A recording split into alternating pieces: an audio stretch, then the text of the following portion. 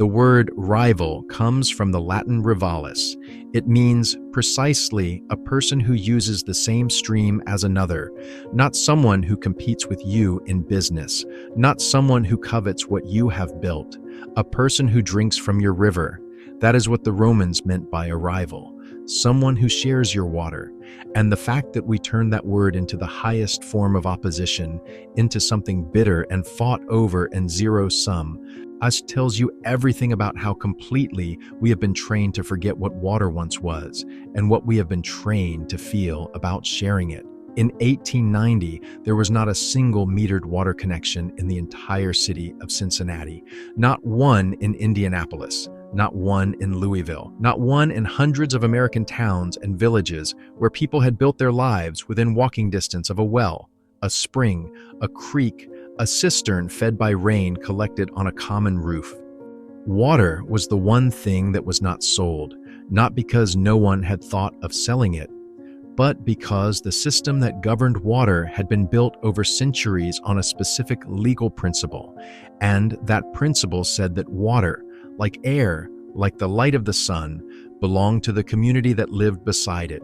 Then, between 1890 and 1910, 20 years, that principle was systematically dismantled in almost every American city at once. And the people who lived through it did not lose their water. They simply started paying for it. And within a generation, they could not remember that they had not always paid, because the system that existed before was never put on trial. It was never debated in public. It was never voted against by the people who depended on it. It was simply replaced. And the replacement was called progress. And progress is very hard to argue with once it has already happened. I came to this because of a number. I was reading through a survey of American waterworks compiled in the early years of the last century, and I found a figure that I could not reconcile with anything I had been taught about American history.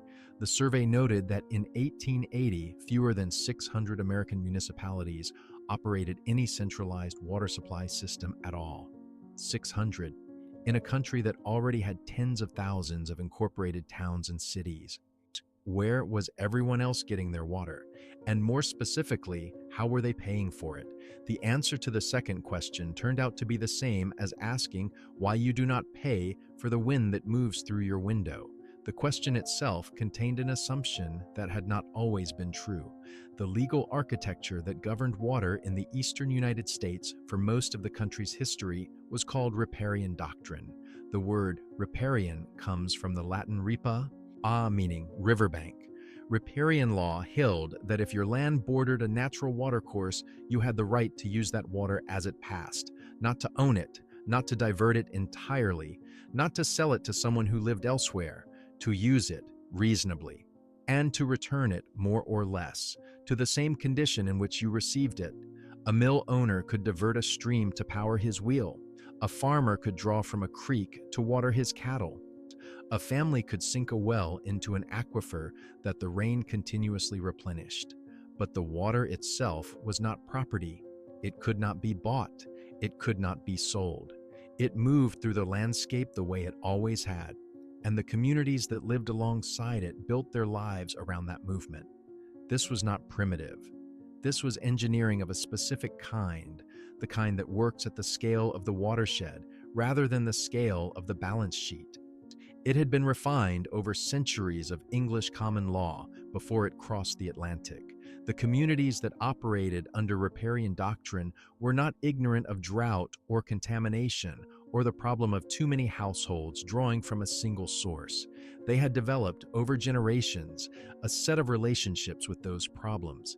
Shared wells maintained by a rotation of the households that used them, spring houses built by townships over natural seeps, accessible to every family within walking distance, cisterns on public land collecting rainwater against the dry seasons. Not a perfect system, but a system designed at the human scale by people who lived inside it, for the specific geography they actually inhabited. Then cholera arrived. The great cholera epidemics of the 19th century did something to the American imagination that cannot be overstated. The epidemic of 1832 killed more than 3,500 people in New York City alone. The epidemic of 1849 killed more than 5,000 more. The epidemic of 1866 killed over 1,000 in the city before it could be brought under control. People who survived those summers described a terror that had no equivalent in their experience. You went to bed healthy. You woke at 3 in the morning with cramps so severe you could not stand. You were dead by evening.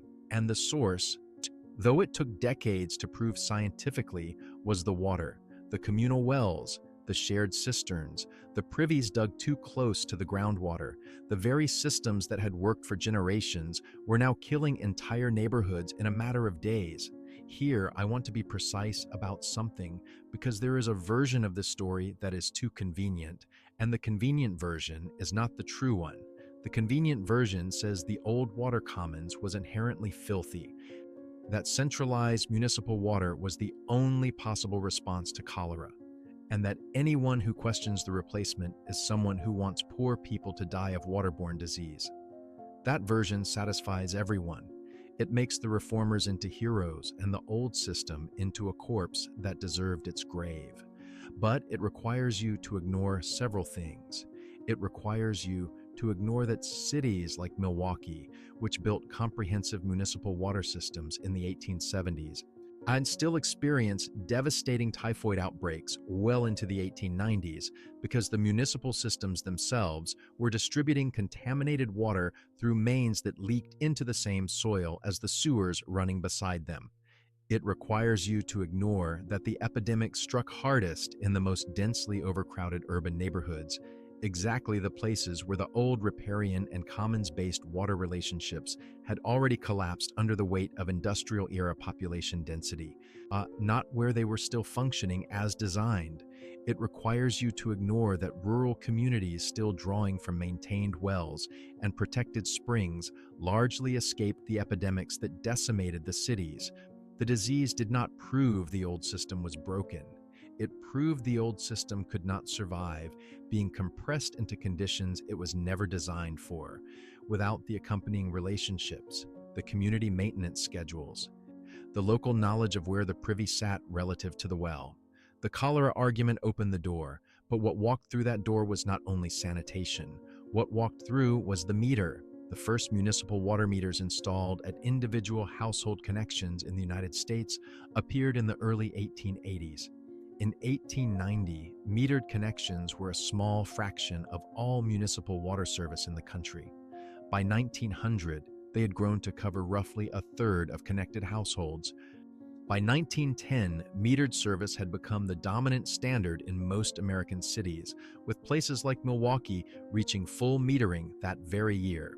In 20 years from a standing start, a billing infrastructure covering the majority of connected American households had been built. The arguments made in favor of metering were sensible on their face. Flat-rate systems encouraged waste.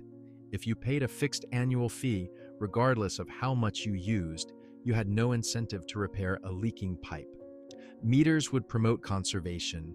Meters would ensure that heavy users paid their proportionate share. The engineers of the progressive era, who believed sincerely in rationalization and efficiency, loved the meter. It transformed water, which had been a relationship between a community and its landscape, into a measurable quantity. And measurable quantities can be priced, and prices, once established, can rise. But here is the thing the efficiency argument never addressed: the question of who owned the infrastructure through which the water now moved. In the old system, the ownership question was either distributed or irrelevant. The spring was on common land. The well was maintained by a rotation of households. The creek ran through multiple properties under the same riparian doctrine. Ownership of the water itself was not a legally cognizable concept. But when a city built a reservoir and laid iron mains under its streets, someone owned those pipes. And whoever owned those pipes held the only connection between the household and the water it needed to survive. That is a different kind of relationship than a shared well. That is a monopoly. And a monopoly, once established, does not need to justify its prices to the people who have no alternative. In 1895, the City Council of Atlanta voted to extend the franchise of the Atlanta Water Company for 25 years. Within a few years of metering, complaints about billing had become among the most common petitions submitted to city government. The language of those petitions is specific. Families with large households who had previously shared wells with neighbors were paying more for water than for firewood. Washerwomen who took in laundry, who had built their entire economic existence on free access to the creek behind their neighborhood, found themselves presented with commercial rate invoices for water that had flowed freely through that same creek for 100 years. The creek still ran. The water was still there. But infrastructure had been placed between the household and the water, and the infrastructure charged a toll. I want you to feel the specific weight of what was destroyed in this transition, because it was not only the absence of a bill. What was destroyed was an ecology of knowledge. Communities that had managed their own water for generations had built, without writing it down, without creating an institution to hold it, a comprehensive understanding of their local watershed, where the aquifer recharged, which wells went brackish in dry summers and which held sweet, which springs ran reliable and which fluctuated, and in what proportion to rainfall, how far downstream you could place a privy before it reached the source. That knowledge was distributed through the community. It lived in the oldest households. It was tested every season and corrected accordingly.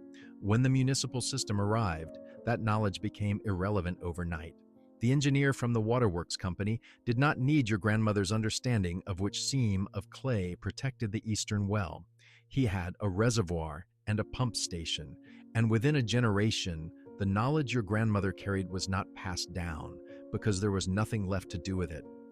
The relationship between a community and its water had lasted in some of those Ohio townships longer than the Republic. It became unreadable within a single generation of its replacement. The pattern does not end in Atlanta. It does not end in Ohio. In 1894, Manchester, England opened the Thirlmere Aqueduct, one of the largest municipal water infrastructure projects in British history, and began charging metered rates to households that had previously drawn from local sources at no cost. In the years around the turn of the century, Paris expanded its central distribution network, and the public fountains that working-class arrondissements had long depended upon gradually disappeared from the streets that needed them most. The industrial cities of Germany underwent comparable transformations in the same decades. 3 countries, 3 different systems of government, 3 entirely different political traditions. Identical outcome within a window of roughly 20 years.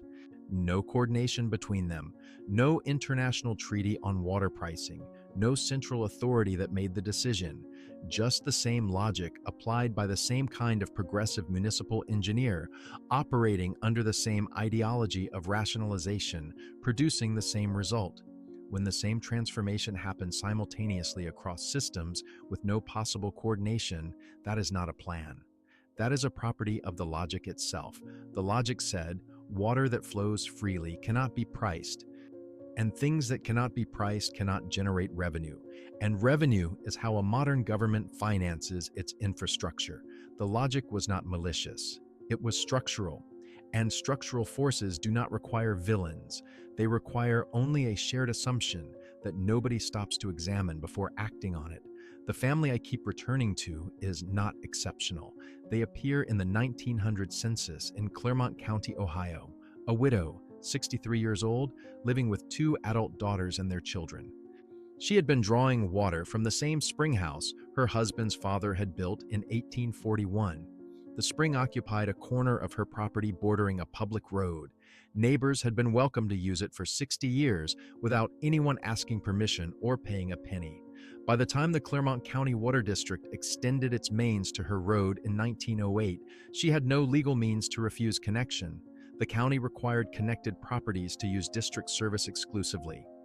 Her spring house did not disappear. The spring still ran cold and clear, the same limestone seep it had always been. But she paid a quarterly water bill for the rest of her life for water that was still flowing 20 feet from her back door for nothing. Her grandchildren, when they thought about water at all, knew only the bill. They played beside the spring in summer without knowing what it used to mean to stand beside it. One word had been removed from their understanding of the world. And the word was free, and its removal was so quiet that they never noticed it was gone. The spring house is still there. The property has been subdivided into a residential development outside Batavia. There is a concrete cap over the spring, installed sometime in the 1960s with no inscription and no marker. Someone thought to cap it rather than fill it. That small choice, made by someone whose name no record preserves, means the water is still down there. Still moving through the same seam of limestone it has occupied since before the county existed, since before the country existed. If you drove past the property today, you would see a square of weathered concrete in the corner of a backyard near the road. You would not know what you were looking at. You would have no word for it.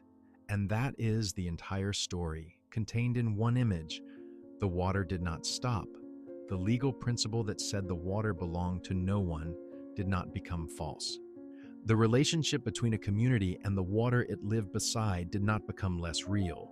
What stopped was the vocabulary. What stopped was the memory of what it had meant to stand beside a spring and understand, without anyone having to explain it, that the water moving through the ground beneath your feet was not a product. It was a commons, a thing shared, a thing that made you, in the old Latin sense of the word, a rival to every other person who cupped their hands and drank from it. Not an enemy, not a competitor, a person who used the same stream. That is what we were. That is what the word remembers. That is what the meter was built to make us forget.